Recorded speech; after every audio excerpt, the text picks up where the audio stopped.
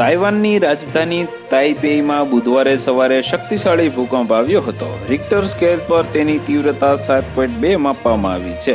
જાપાને ઓકિનાવાના દક્ષિણી ટાપુ સમૂહ માટે સુનામીની ચેતવણી જાહેર કરી છે. અહીં ફ્લાઇટ્સ રદ કરવામાં આવી છે.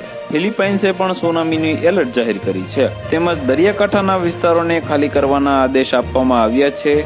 તાઇવાનમાં આવેલા ભૂકંપમાં એક વ્યક્તિના મોતના સમાચાર છે, જ્યારે 55થી વધુ લોકો ઘાયલ થયા છે.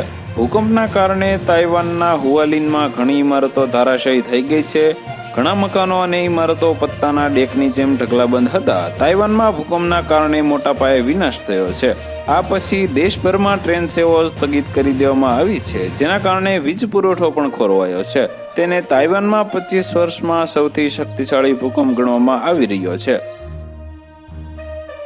તો વધુ માહિતી મેળવવા માટે ચેનલ સાથે જોડાયેલા રહો. વિડીયો પસંદ આવે તો લાઈક કરી દેજો. ચેનલમાં નવા છો તો સબસ્ક્રાઇબ કરી દેજો.